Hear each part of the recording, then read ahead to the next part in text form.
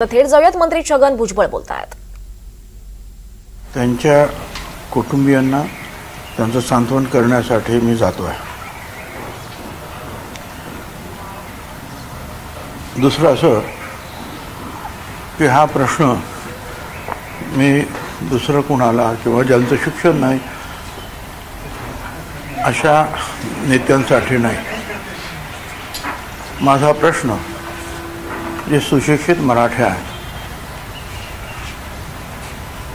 जे मुख्यमंत्री झालेले आहेत, मंत्री झालेले आहेत, खासदार झालेले आहेत, ज्यांना आरक्षण म्हणजे काय कसं हे कळतं आहे,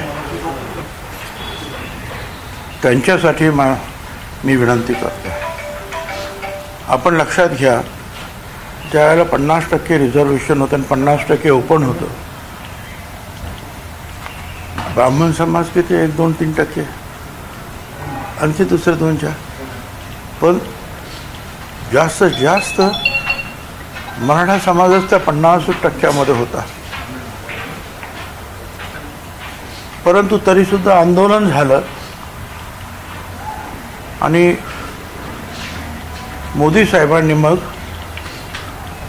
महाराष्ट्रापासून गुजरात हरियाणापर्यंत 10% जे आर्थिक दृष्ट्या शैक्षणिक दृष्ट्या मागास आहेत, परंतु सामाजिक दृष्ट्या मागास नाही अशांसाठी 10% आरक्षण दिलं. त्याच्यामध्ये सुद्धा त्या 10% 80% फक्त मराठा समाज एकटाच होता. त्यानंतर सुद्धा मागणी झाली की आम्हाला वेगळं आरक्षण पाहिजे. आता केवळ मराठा समाजाला पुन्हा 10% आरक्षण दिलं गेलेलं आहे. आता तरी सुद्धा हा सगळा मराठा समाजाला ओबीसी घ्या, ओबीसी मध्ये घ्या अशा प्रकारचे आंदोलन होत आहेत, प्रेशर निर्माण केलं जात आहे. मला त्यांना सांगायचं आहे, किंबहुना विचारायचं आहे, तुम्हाला मराठा आरक्षण नको का? तुम्हाला 10% मराठा आरक्षण नको का? ते रद्द करायचं का? ते रद्द झालं तर EWS मध्ये तुम्ही 80-90% असता, तेही तुम्हाला नकोच का? आणि पुढे ओपन मध्ये सुद्धा जे आहे 50% मध्ये तुम्ही खेळत असता, ते तुम्हाला नकोच का? याचं उत्तर अनेक माजी मुख्यमंत्री आहेत, केंद्रात मंत्री झालेले आहेत, मराठा समाजाचे नेते, आमदार आहेत, खासदार आहेत, जे शिकलेले आहेत, ज्यांना हे समजतं, त्यांच्याकडून मला उत्तरांची अपेक्षा आहे.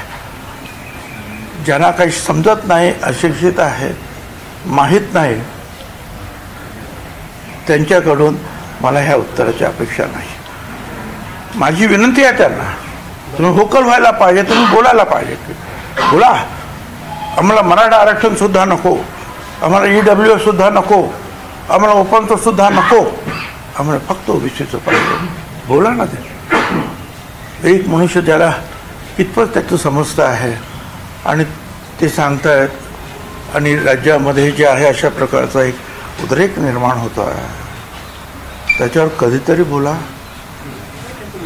आणि पुन्हा एकदा सांगतो, या प्रश्नाचं जरूर उत्तर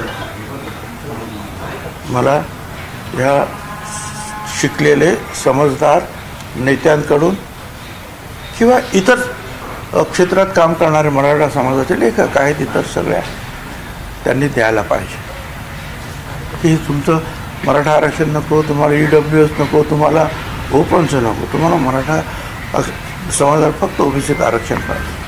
आणि ते कशासाठी पाहिजे आहे त्यांना? तर गाव पातळीवर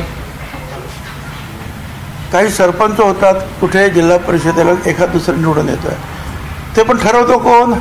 तिथला मराठा समाजच ठरवतो. आज सुद्धा की कोणाला पुढे न्यायचं ते बाकी तर पुढे अनेक जिल्हा परिषदा, आमदारकी, अनेक मंत्री, अनेक संस्था ह्या तुमच्याकडेच आहेत.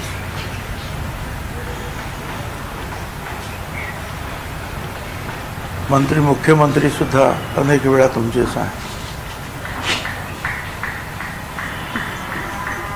मग अशा वेळेला फक्त काही प्रमाणामध्ये लहान लहान समाजाचे लोक ग्रामपंचायत किंवा पंचायती समितीमध्ये येणार आहेत. त्यासाठी तुम्हाला बाकीचे सगळे सवलती सोडायच्या आहेत का? तुम्हाला राजकारणामध्ये भरपूर अगोदरच मिळालेला आहे, मिळणारच आहे. मुद्दा मुलांच्या शिक्षणाचा, नोकऱ्यांचा आहे. तर या गर्दीत मिळेल जास्त की सेपरेट आरक्षण आहे 10%, 10%, 50%, त्याच्यात त्यांचं भलं आहे. बघा तुम्ही, MPSCचे निकाल लागले, मेडिकलचे निकाल लागले, त्यांचे कट ऑफ पॉईंट्स पहा. OBCचा कट ऑफ पॉईंट्स फार वरती. बस मला आज फक्त एवढंच सांगायचं आणि मी आता मला निघायचं आहे. म्हणून शरद पवारांनी आव्हान असणार आहे का की मराठा समाजाच्या लोकमंत्र्यांनी म्हणा किंवा नेत्यांनी, लोकप्रतिनिधींनी समोर येऊन हे स्पष्ट करावं की नेमकी परिस्थिती काय आहे? नाही, नेमकं त्यांनी आता बाकी परिस्थिती सोडा. परिस्थिती काय ती झाली. मग तुम्हाला 10% आरक्षण मराठा समाजाला नको, तुम्हाला 10% आरक्षण EWS मध्ये नको, तुम्हाला ओपनमधलं सुद्धा नको, तुम्हाला फक्त OBCच पाहिजे. आणि त्याच्यामुळे तुमच्या मुलाबाळांच्या शिक्षणाचा, नोकऱ्यांचा प्रश्न सुटणार आहे. राजकारणाचा प्रश्न तुमचा अगोदर सुटलेला आहे, तुम्हाला त्याची आवश्यकताच नाही आहे. शरद पवारांनी जो सल्ला दिला होता की आरक्षणाचा टक्का वाढवा, केंद्रातून वाढवा, त्यानंतर तो प्रश्न वेगळा आहे. मी आज जो प्रश्न विचारलेला आहे त्याचं उत्तर काही मराठा समजदार नेत्यांनी द्यावं अशी अपेक्षा आहे. धन्यवाद. आरक्षणावरून उद्रेक सुरू असल्याचं छगन भुजबळ यांनी म्हटलंय.